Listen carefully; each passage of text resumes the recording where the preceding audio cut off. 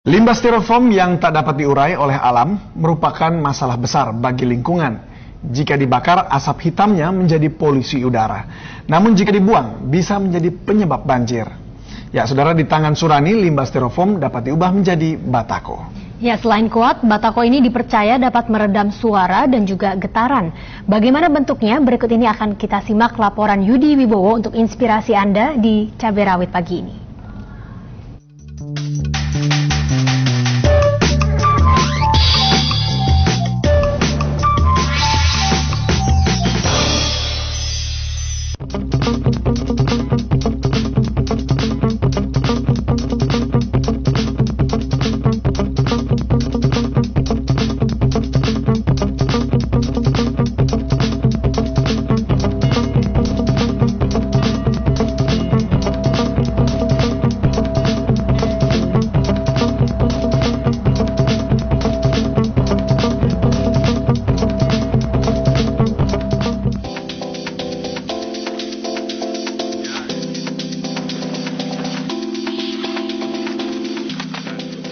Dibuang sayang, itulah gambaran limbah styrofoam di benak Surani, warga Tipar Cakung, Jakarta Timur. Jika dibakar, styrofoam menjadi polusi udara dengan asap hitamnya, sementara limbah ini tak mudah diurai oleh alam.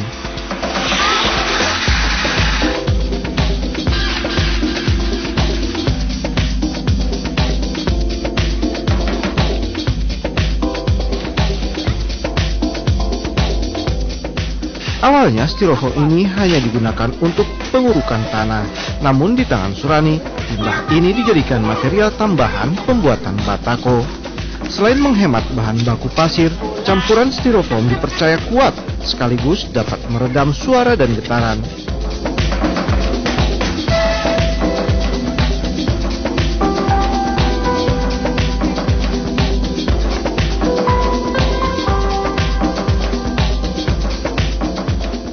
Pembuatan batako ini amat sederhana. Dengan komposisi campuran 50% styrofoam, 40% pasir, dan 10% semen, kemudian dibentuk menggunakan cetakan batako atau cetakan kayu buatannya.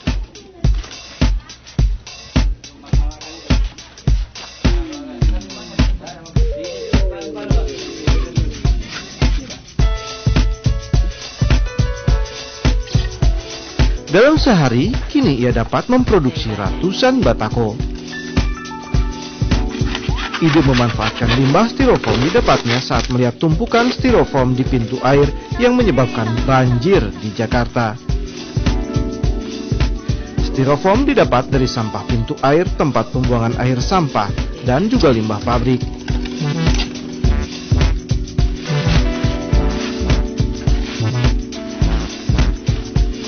Belakangan, ia juga membuat berbagai benda seni dari limbah styrofoam yang dicampur dengan limbah kertas, di antaranya kaligrafi dan bingkai foto.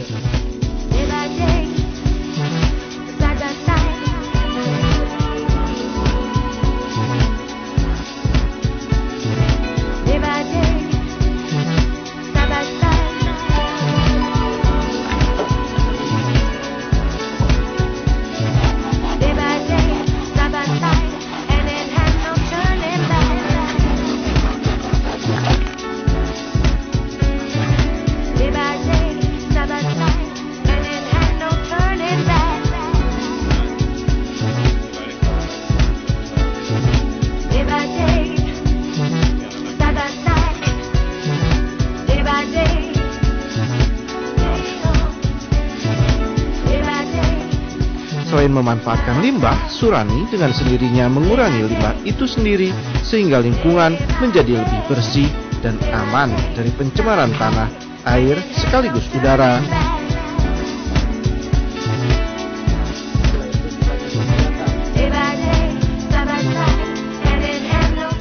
Saya ingin dari teman-teman bisa mengikuti jejak saya karena saya sekarang sudah kewalan mengolah styrofoam.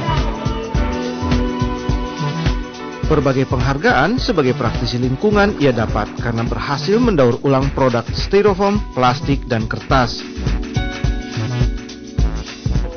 Waktu itu saya udah ketemu gubernur wakil gubernur, tapi nggak hanya bilang bagus saja. Saya harapkan untuk bisa membantu saya untuk mengembangkan usaha saya, yaitu pengen punya galeri sama workshop. Apa yang dilakukan Surani tak hanya menguntungkan dari sisi ekonomi, namun juga menyelamatkan lingkungan.